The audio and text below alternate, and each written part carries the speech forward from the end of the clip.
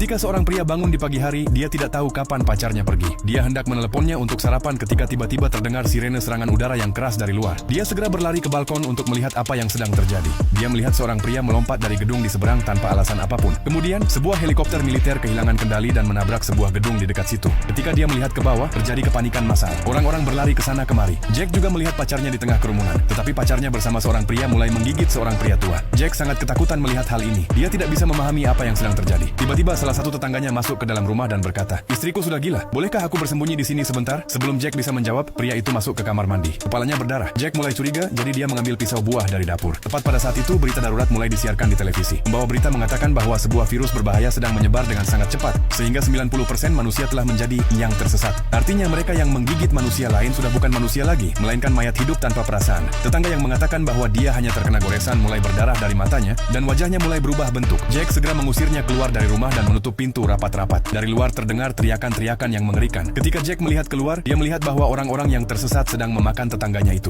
Sekarang Jack mulai gemetar ketakutan. Dia mengira semua ini hanyalah kesalahan. Dia mencoba menelepon orang tuanya, tetapi tidak ada jawaban. Lalu dia melihat bahwa ayahnya sempat mengirim pesan 1 jam yang lalu. Isinya mengatakan bahwa virus itu juga telah menyebar di daerah mereka, tapi mereka masih dalam keadaan aman. Jack lalu memindahkan kulkas ke depan pintu rumah dan menutup jendela dengan kain, agar tidak ada yang bisa melihat ke dalam. Dia memindahkan tempat tidurnya ke ruang tamu, agar bisa mengawasi pintu dan jendela. Malam hari, kadang terdengar suara langkah kaki dari luar, dan terkadang bahkan ada suara ketukan di pintu. Tapi Jack tidak tahu apakah itu manusia atau salah satu dari mereka yang tersesat. Jadi dia tidak pernah membuka pintu. Suatu malam saat dia hendak tidur, terdengar suara dari kamar mandi. Jack perlahan pergi untuk melihat. Di sana seorang wanita jatuh dari saluran ventilasi. Dia sangat cantik, tapi Jack tahu bahwa dia bukan lagi manusia. Dia mengambil tongkat baseball dan memukul kepalanya dengan keras. Dia memukulnya.